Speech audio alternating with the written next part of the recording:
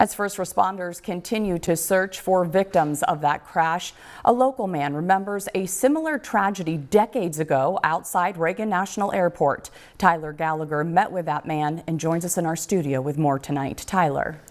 Thanks, Jen. The recovery effort continues in our nation's capital after last night's tragedy, and one former first responder says the crash bears a strong resemblance to another over 40 years ago. Steve Marshall currently works as a storm tracker for Jet 24 and Fox 66, but decades ago he made a living as an ambulance driver in Washington, D.C.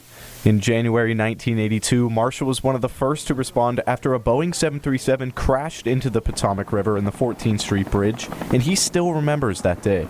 There were some people on the bridge that had some minor injuries. The fire department rescue squads were dealing with the most serious cases. We handled some of the minor things. There was nobody really to be transported back to the hospital at that point. The plane was underwater. To make things worse, Marshall says a subway train derailed miles away from the plane crash, and first responders were left in standstill traffic in the middle of a snowstorm. But he says that tragedy years ago is very similar to what happened Wednesday, and it still sticks with him. I definitely had a tightening up inside here. I stayed up most of the night watching it because after seeing it, I was not going to be able to go to sleep. But yeah, it's for sure a tightening of the gut. Marshall says the current crash scene had a much larger first responder presence than the 1982 crash, with more workers out on the water.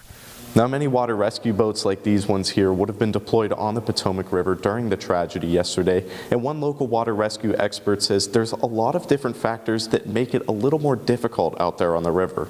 Since it's such a large scale on the water incident, which is going to take, I assume, probably days for them to days, if not weeks or months, to get all the stuff back and figure out what's going on. It takes a lot more manpower and specialized equipment. Summerson says the cold weather and lack of sunlight also make it more difficult for water rescues. And while we hope water rescues don't happen, Summerson and his crew are on standby even in the worst case scenarios.